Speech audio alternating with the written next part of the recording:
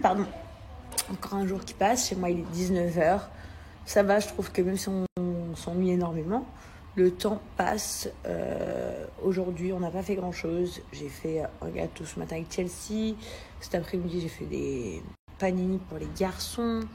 On s'est regardé un film. Voilà, on a joué avec Edo et Chelsea dans la maison. Mais ça va. On tient le coup. J'espère que vous tenez tous le coup. Au final, c'est plus terrible quand on en parle qu'à le vivre. En vrai, on arrive à faire passer le temps. Donc, c'est super cool. Qu'est-ce que je voulais vous dire ? Je pense que je vais être honnête avec vous au maximum. J'ai très peur. Je sais que ça paraît fou de dire ça et que c'est pas ce qu'il faut vous dire et que en tant qu'influenceuse, c'est mon rôle de vraiment vous... En gros, c'est mon rôle de vous rassurer, mais j'ai aussi envie de partager avec vous le fait que j'ai peur et je me dis, autant le dire parce que je pense qu'il y a plein d'autres femmes, mamans, jeunes, garçons, pères de famille qui ont peur aussi. Je vois tellement de vidéos, tellement de trucs sur les réseaux. C'est devenu mon obsession. Et je pense pour la majorité d'entre nous tous, on se lève le matin, on regarde s'il y a eu plus de personnes contaminées, s'il y a eu plus de morts, qu'est-ce qui se déroule en France, qu'est-ce qui se déroule en Chine, qu'est-ce qui se débrouille à Dubaï pour ma part. Et ouais, j'ai peur. Les garçons, donc vous saviez, je vous avais dit il y a 2 jours, Laurent, Émile et Hicham sont partis faire les tests il y a 2 jours. Ils auront les résultats demain midi. Donc bien évidemment, je vous tiendrai au courant de ce qui se passe. Mais c'est vrai que l'attente est longue de ce test et me fait flipper. Et j'arrête pas de me dire, et si ça arrivait ? Mais non, ça va pas arriver. Et si ça... En fait, c'est vraiment flippant. Et puis, j'ai trop de questions qui me passent, genre en me disant, mais comment ils vont réellement arrêter ce virus ? Même si tout le monde reste confiné, du coup, il se développe moins. Du coup, ils arrivent à traiter les personnes qui sont contaminées. Peut-être, entre-temps, créer un vaccin. Et puis, ça veut dire quand la vie va reprendre son cours, ce virus existera toujours. Donc, le peu de personnes qui l'attraperont quand même vont peut-être avoir des gros problèmes de santé à cause de ça. Enfin, c'est hyper flippant. Et je me pose 1000 questions, comme tout le monde, je pense. Et puis après, tu te dis, tu relativises, tu dis, mais il y a tellement de gens qui sont actuellement dans cet état de souffrance. Et nous ne le sommes pas, grâce à Dieu. On peut que être admiratif, leur donner tout le courage et leur dire de se battre, en fait. Et les soutenir et les aider. Et surtout rester chez nous pour sauver les autres, protéger les autres, pour ne pas contaminer qui que ce soit si on l'est, pour permettre aux infirmiers, aux hôpitaux, aux médecins, aux chirurgiens, aux femmes de ménage, aux femmes de la cantine, tout ça, Aussi, on ne parle pas assez, parce qu'on parle beaucoup des gens qui travaillent dans les hôpitaux, bien sûr, mais aussi des personnes qui travaillent dans les supermarchés, qui sont là pour mettre en rayon et nous vendre les alimentations tous les jours.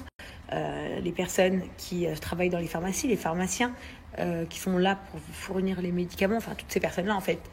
Et bon, bref, voilà, j'avais envie de vous le dire, j'ai peur. Ce qui concerne ma mère, donc bien sûr, parce qu'il y a des gens, ils rigolaient sur ma photo, enfin, ils rigolaient, genre, ils se foutaient de ma gueule en disant, ouais, il y a pire que d'être en confinement aux Maldives. Non, mais c'est clair. Mais là où ça l'est moins, et que je vais vous expliquer, c'est qu'au final, ma mère est arrivée en vacances et elle n'a jamais, en gros, vu son hôtel, n'est jamais allée au restaurant, n'est pas allée à la plage, enfin, voilà, ma mère, elle a économisé son argent pour partir en vacances. Encore une fois, parce qu'elle voulait pas qu'on lui offre, bien sûr. Typique ma mère. Et du coup, elle s'est pris un truc all inclusive, vous voyez. Et elle est arrivée là-bas. Et en fait, tout de suite, le jour même, ils l'ont mis en confinement pour lui faire des tests. Donc, ils lui en ont fait un. Au bout de 3 jours, ils lui ont donné le résultat, il était négatif. Mais ils n'ont pas voulu la laisser sortir de la chambre. Ils lui ont dit, on vous refait un deuxième test. Elle a refait un deuxième test. Elle l'a revu un jour après. Donc là, on en est à 4 jours. Enfin, on en était à 4 jours. Le deuxième test est négatif également. Aujourd'hui, on en est à J+5 ou 6. Et ils ne veulent toujours pas la laisser sortir de la chambre. Donc la chambre est bien jolie. C'est sympa, vous voyez ce que c'est les petites maisons, là, les petites cabanes au bord de la plage. Hyper mignon, mais dans tous les cas, ça fait 20 mètres carrés. Et elle ne voit pas d'humain, elle ne voit personne. Elle est enfermée là-dedans. Donc forcément, le stress et la panique commencent à monter. C'est normal, tu tournes en rond, tu pètes un câble, tu es dans 20 mètres carrés tout seul. Voilà, t'as pas de cuisine. Enfin, tu vois, t'es pas chez toi, t'as pas tes affaires. Donc tu commences un peu à péter un câble. Et puis forcément, elle commence un peu à l'angoisse d'être loin de ses enfants. Eva qui est rentrée en France aujourd'hui, moi qui est à Dubaï avec les enfants, forcément, ma mère, elle préférerait être avec nous, en fait, auprès de sa famille. Elle voudrait être auprès de sa famille, de son pays. Elle voudrait être chez Forcément, ma mère, elle aimerait bien être chez elle, auprès de ses enfants, auprès de son pays, avec Eva. Donc voilà, donc pas facile, et on n'a aucune nouvelle. On ne sait pas quand ils vont la laisser sortir de cette fameuse chambre. Elle ne comprend pas pourquoi elle est bloquée aux Maldives, en fait. J'ai essayé d'appeler le gouvernement de France là-bas. Ils me disent qu'ils peuvent rien faire. Enfin bref, c'est un peu bizarre et flippant, parce que du coup, je me dis, mais pourquoi ils ont enfermé ma mère? Parce que ça fait 2 tests qu'elle fait, les 2 sont négatifs. Pourquoi ils la laissent pas sortir de cette chambre d'hôtel? Pourquoi elle ne peut pas rentrer en France si elle veut rentrer en France? Pourquoi elle ne peut pas aller prendre son avion, tout simplement? Donc c'est hyper stressant, et je dois vous avouer que ça me fait beaucoup de peine. Et à la fois, on a un groupe sur WhatsApp, ma mère, ma sœur et moi, et à la fois, je lui envoie plein de personnes qui sont réellement malades et qui sont vraiment en souffrance en ce moment. Et je lui dis, au final, t'es pas plus mal, ou au moins t'es en sécurité. Du moins, je l'espère. Et voilà, donc je prie pour ma mère, je prie pour tout le monde, je prie pour tout le monde. Donc voilà, je prie vraiment pour que tout le monde soit sain et sauf, et encore plus pour les personnes qui sont actuellement malades. Qu'est-ce que je voulais vous dire d'autre? Aussi, on est tous matrixés, donc je pense que chez nous, on est plusieurs, on est tous pareils, donc je pense que c'est pareil pour tout le monde. Au moindre éternuement, on s'inquiète. Dès qu'on a la toux, on s'inquiète. Si on a un peu mal à la gorge, on s'inquiète. Enfin, on devient quand même tous assez matrixés. Et je pense que inconsciemment, on s'angoisse. Et en fait, je sais pas si c'est bon, parce que tout le monde appelle les hôpitaux, c'est normal. Nous, les premiers, hein. Et du coup, ça les encombre du travail, alors que je pense que la majorité des personnes ont des vrais symptômes, à part le peu qui ne l'ont pas. Et en fait, je sais même plus quoi vous conseiller, à part de rester chez vous, parce que honnêtement, en parlant un peu cru, entre choisir entre la maladie, la mort ou rester chez moi, je préfère rester chez moi. La maladie, c'est pas drôle, la mort, c'est encore pire. Donc voilà, les amis, je vous donne mon courage, vraiment. Et j'ai envie pour être honnête, de pas grand chose. J'ai envie de pas grand chose, à part zoner chez moi avec mes enfants et ma famille. Parce que je suis très inquiète. Je vous le dis, je suis très très inquiète. Je ne sais pas combien de temps ça va durer. Je ne sais pas si ça va s'améliorer ou pas. Je ne sais rien, vous ne savez rien, personne ne sait rien, visiblement. Tous ces vocaux qu'on entend des infirmiers dans les hôpitaux qui parlent et tout, ça me laisse tomber, ça me glace le sang. J'ai vraiment très peur, prenez-en conscience, je vous en supplie. Pour tous les égoïstes qui n'en prennent pas conscience et qui sont encore là, pavanés à mener leur vie, vous êtes vraiment une sale race, je tiens à vous le dire. Parce que vous en ayez rien à foutre d'être contaminé ou de crever, c'est votre problème, comme on dit. Mais en fait, de prendre le risque de contaminer les autres en rentrant chez vous le soir, ou en allant taper la bise à votre voisin, ou des trucs comme ça, ou en touchant la cage d'escalier, en fait, ça rend de vous une personne... Donc je dis limite, bien limite, pour pas que vous commenciez à faire des polémiques et des articles, c'est pas du tout mon but. Mais ça vous rend une personne limite meurtrière, en fait. Parce que vous-même, vous vous mettiez en danger. C'est votre dos, j'ai envie de vous dire. C'est votre problème. Si votre cerveau vous dit « tu t'en fous », faites comme vous voulez. Mais par contre, vous prenez le risque de contaminer d'autres personnes, peut-être des personnes plus fragiles que vous.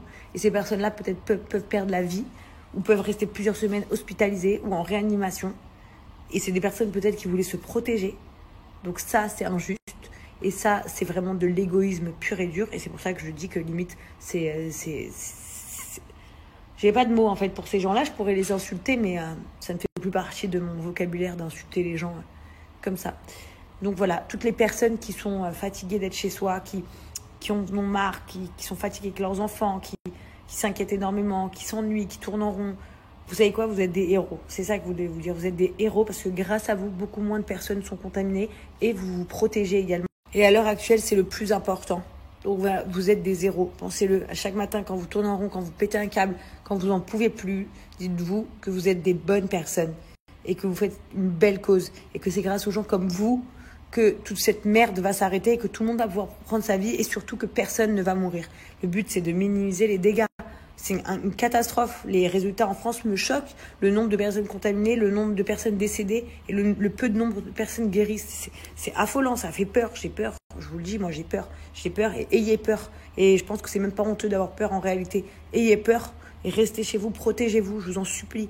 Je vous en supplie et vous là, tous les égoïstes de merde. Bon, ensuite j'ai un problème de maman. Là, ça fait 2 soirs par exemple que je fais dormir Kaïdou dans mon lit. J'essaye de ne pas lui donner des biberons, mais si je ne lui donne pas, il pleure en continu. C'est-à-dire qu'il s'endort vers 20h, 20h30. il veut un biberon à 23h. Après, il a soif vers 1h, 2h, donc je lui mets un peu de l'eau. Après, à 2h30, 3h, il reveut un biberon. À 5h, il veut un biberon. Et après, à 6h, 6h30, 7h, il se réveille. En fait, mon fils a maintenant presque 14 mois. Non, pas 14 mois, 13 mois. Il a 13 mois et demi. Et il se réveille toutes les nuits, sans exception. Toutes les nuits. Il n'a jamais fait une nuit complète. J'ai tout fait. Épaissir le lait. Tout. J'ai tout fait. Tout ce qu'on peut me proposer comme solution. Comment ça s'appelle là, l'homéopathie, les sirops, tout, j'ai tout essayé. Il ne fait pas ses nuits, c'est très très fatigant. Sachant que ma fille a commencé à faire ses nuits vers 1 an, que quand Chelsea avait 1 an, Kaiden est né 1 mois après, et que lui ça fait 1 an et 1 mois qu'il ne fait pas ses nuits. Donc heureusement que j'ai une nanny pour me les prendre des fois le soir. Parce que en gros, si tu réfléchis, avec 2 ans, que la nuit, les vraies nuits n'existent pas. Donc je sais pas, si quelqu'un a une solution miracle, un truc, je sais pas, de boubou, je prenais, j'en peux plus.